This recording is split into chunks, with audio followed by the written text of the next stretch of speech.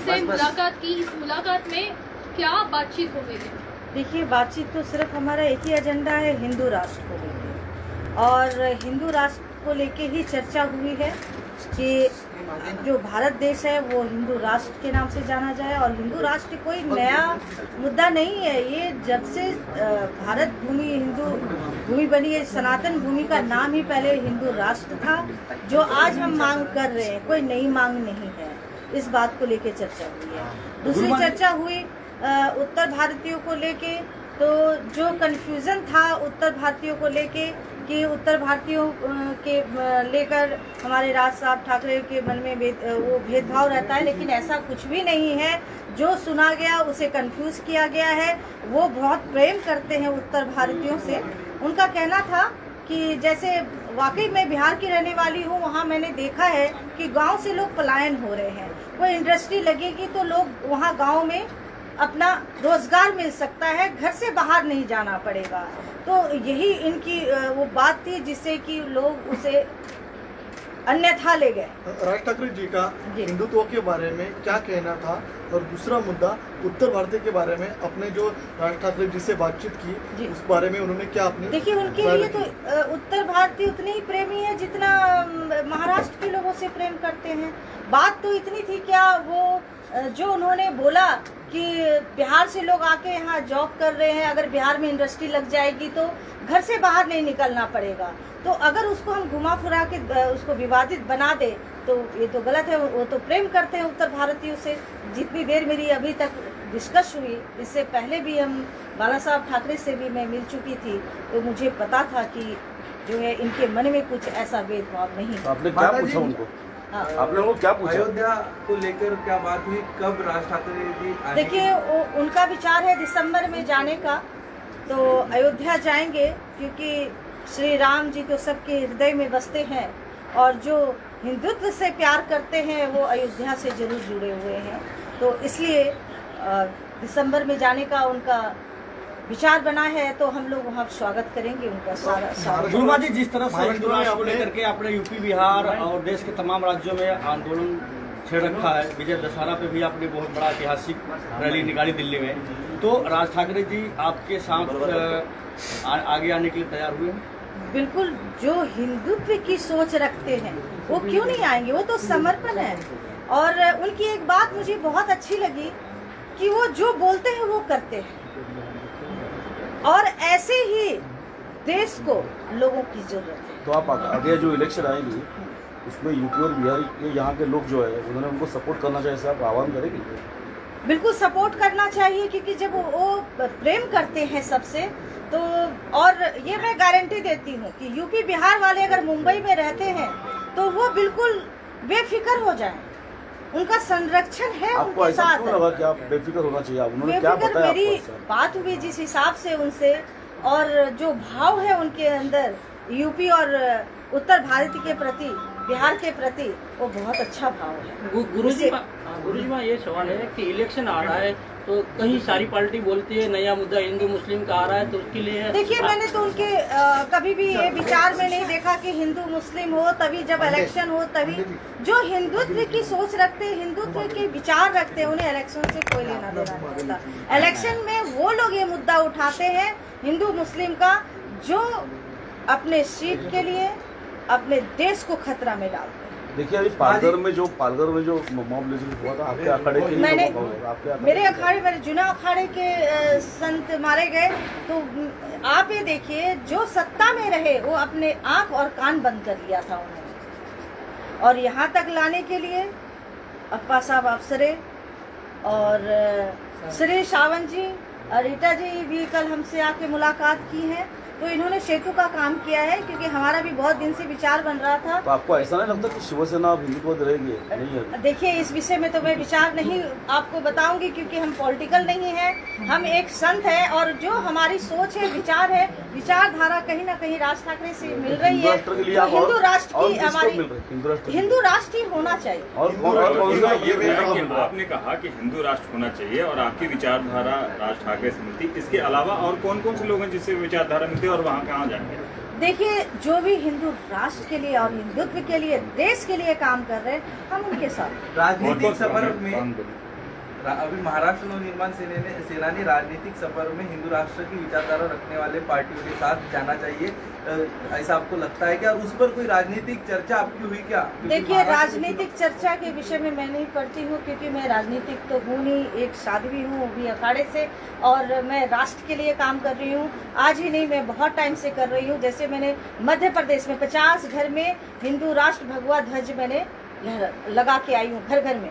और अभी विजयदशमी में मैंने पूरी गाजियाबाद, वैशाली में मेरा हजारों की संख्या में हर घर में भगवा ध्वज लगाया है। अब बड़े खुशी की बात है, कुछ मुसलमान भी ध्वज लगाए अपने मांग के कि गुरु माता मुझे भी ध्वज दे दीजिए, हम हिंदुस्तान में रहते हैं। आपने एक रिसेंटली एक इंटरव्यू दिया था, उसमें कहा था आपने कि राज ठाकरे ने बीजेपी के साथ जाना चाहिए। देखिए, अगर उनकी विचारधारा अगर मिलेगी तो जरूर जाएंगे। हिंदुत्व को लेके, वो भी ये नहीं कि राजनीतिक को लेके, अगर विचारधारा हिंदुत्व से बीजेपी की विचारधारा हिंदुत्व की है, ऐसा आप मानते हैं? देखिए, उनकी भी विचारधारा अगर नहीं होती तो राम मंदिर कैसे बनता?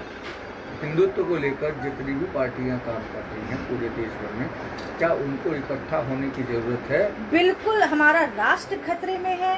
बिल्कुल, जितने भी हिंदुत्व विचार रखने वाले पॉलिटिशियन हैं, सबको इकट्ठा होना चाहिए और सबको एकजुट होकर हिंदू राष्ट्र का, जिस तरह आपने देखा होगा राम मंदिर के लिए लोग इकट्ठे कैसे हुए, सब समर्पित थे, वैसे अगर हिंदू राष्ट्र के लिए सब इकट्ठे हो जाएं तो ये जो भारत भूमि पहले भी हिंदू राष्ट्र था, वो हिंदू राष्ट्र घोषित हो जाएगा। जैसे गुरुमा अभी ऐसा है कि उत्तर प्रदेश के मुख्यमंत्री योगी आदित्यनाथ वो आपके अखाड़े से मतलब और वो सन्यासी लोग राजकारण में आना चाहिए, ऐसा आपको लगता है क्या? हाँ, सन्यासी लोग राजकारण में आने चाहिए ऐसा? देखिए, बताइए, पुराना इतिहास रहा है कि मतलब राज्य को नेतृत्व करने वाले संत ही रहे। चाहे मौर्य को देख लीजिए, चंद्रगुप्त मौर्य को, उनको चाणक्य ने राह दिखाई तो एक अच्छे राजा, सफल राजा बने।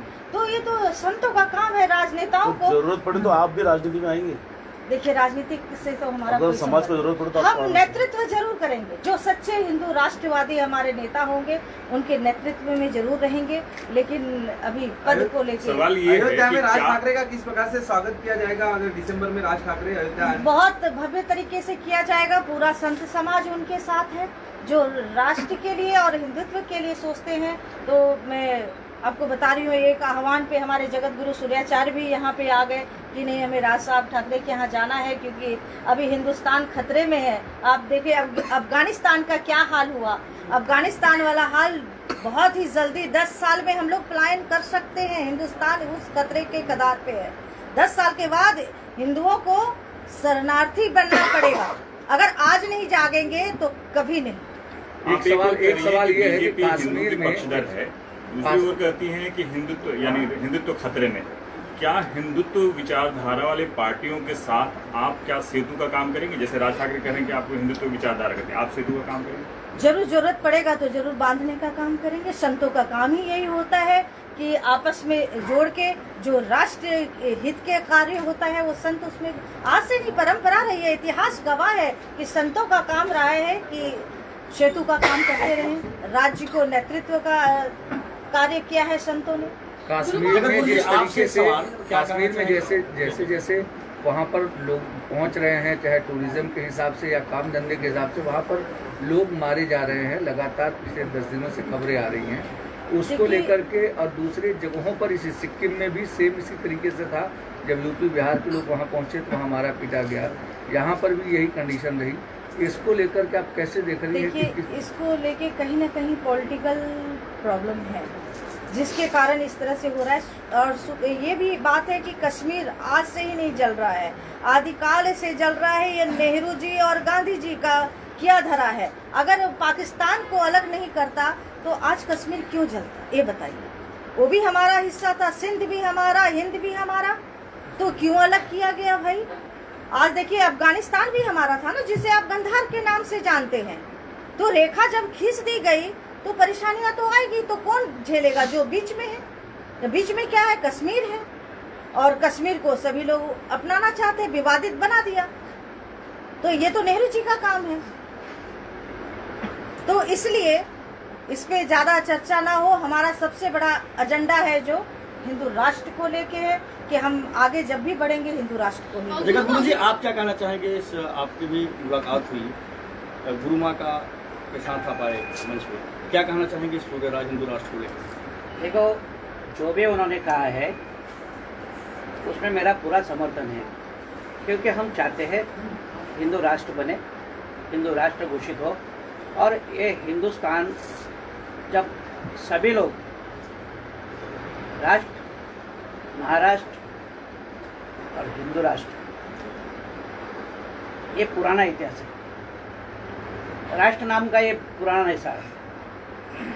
तो आज हम इसको ज़्यादा बड़ा उठा के नीचे बैठना उससे अच्छा है आज सब लोग ने हिंदुत्व के लिए खड़ा हो जाना चाहिए। हिंदुस्तान हमारा है, ये नारा हमारा है, हिंदुत्व हमारा है, और हिंदुत्व के अंदर हर व्यक्ति इसमें जुड़ा हुआ है। यदि अगर अपनी श्रृंखला को सही तरीके से हम देखें तो सभी हिंदू हैं, इसलिए हिंदुत्व को स्वीकार के घर घर में अपना ध्वज लहराना चाहिए। जब हम देखते इस देश के अंदर सभी प्रकार के कानून हैं, उस कानून के अंदर एक कानून और है कि आप अपने घरों में ध्वज लगाओ, लेकिन जहाँ ध्वज लगता है वहाँ मार्किंग किया जाता है। तो मार्किंग होता है, इसका मतलब है वहाँ पर धोखा है। तो आज इस धोखे को टालने के लिए हमारे पास अपना हिंदुत्व जिंदा रहना चाहिए, इसलिए सभी ने एकता से अपना काम करना चाहिए, घर घर में हिंदू पहुँचना चाहिए। आपका सभी का ये मीडिया जो दिखा रही है, ये मैं सभी को विनती करता हूँ कि हर घर में अपने अपनी चैनलों में सुबह में हिंदुत्व का कोई पाठ चलाइए। न्यूज़ चलाते हैं तो उसमें कितनी देवी देवताओं की इंसल्ट के जाहिरातें आते हैं, वो मत दीजिए, उसको बंद करिए। हिंदुत्व को खतरे में डालने वाली ये जाहिरात है। महाराज जी, एक सवाल है आपसे, हिंदू राष्ट्र की परिकल्पना आपके लिए क्या है? क्या मुस्लिम मुक्त भारत है या अन्य जाति मुक्त, अन्य धर्म मुक्त भारत जिसमें केवल हिंदू हो? आपने बहुत अच्छा पूछा। मैं आपको कहता हूँ, मेरी परिभाषा बहुत सीधी है। आपके जन्म से आपके पिछले 10 जन्म के लोगों तक जाओ तो वो लोग हिंदू ही मिलेंगे। वहाँ कोई मुस्लिम नहीं था, कोई ईसाई नहीं था, कोई सिख नहीं था। तो पहले जब सब हिंदू थे तो आज भी सब हिंदू है, तो सभी ने हिंदुस्तान के अंदर हिंदू बन के जीना चाहिए। ये मेरी परिभाषा है। गुरु, आपसे सवाल, महाकाल मानव सेवा जो संस्था आपकी काम करती है, महाराष्ट्र में किस तरह काम करेगी? देखिए, मेरा तो कर्म भूमि रहा है महाराष्ट्र, और इसके अंतर्गत मैं कभी भी लड़कियां प्रताड़ित हुई है तो शायद आप भी हमारे साथ थे। एक लड़की की जो बहुत बेरहमी से मारा गया था, तो मैं फ्लाइट पकड़ के आई थी, उस लड़की को न्याय दिलवाया था। तो ये तो मेरा रहा है, और महाराष्ट्र के लिए अगर कुछ ऐसा ज़रूरत मेरी पड़ती है तो मैं बिल्कुल हाजिर हूँ। थैंक